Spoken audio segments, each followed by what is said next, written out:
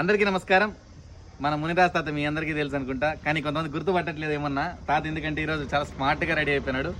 అంటే మన ఆశ్రమానికి ప్రతి వారం హెయిర్ కట్ చేయడానికి ఒక అన్న అయితే వస్తాడు.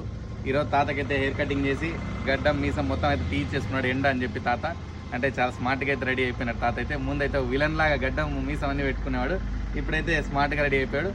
తాత సర్జరీ అయిన తర్వాత చాలా డీసెంట్ కూడా అయిపోయినాడు. ఎందుకంటే సర్జరీ అయింది ఇంకా 6 months కూడా కాలే కాబట్టి తాత ఎక్కువ బెడ్ రెస్ట్ తీసుకుంటాడు. కానీ ఊరికే అయితే ఉండడు, ఏదో ఒక పని గడ్డ అట్లా పోయింది ఇది అది అని ఏదో ఒకటి చేస్తూనే ఉంటాడు. తాత కూడా ఇప్పుడైతే ఒక 2 మాటలు మాట్లాడతాడు. తాత చాలా రోజుల తర్వాత మీ ముందుకు వచ్చాడు కదా, అందుకు తాతతో కూడా ఒక 2 మాటలు అయితే మాట్లాడిస్తాం. తాత ఇప్పుడు కూడా నువ్వు ఇంకా 6 months అయింది నీకు ఆ సర్జరీ అయ్యి, అప్పుడే ఇంత పని చేయడానికి బయటకు అప్పుడే ఎందుకు వస్తావు నువ్వు? ఊరికే ఉండే కయ్యలే ఏదో ఒక చేయాలని నాకు ఆశ. అప్పటి ఇంకా అంతే, ఇప్పుడు అంతే. చేసే చేతిలో అయిందంతా చేస్తా. నేనే కిందకి పడా అంటే మీరు ఉన్నారు చూసుకుంటారు, నాకేం ఇబ్బంది లేదు. అంటే నువ్వు కింద పడితే ఉన్నావులే అని చెప్పి పని చేస్తావా? అట్లా కాదు, వాటికి చెప్పేది అంతే.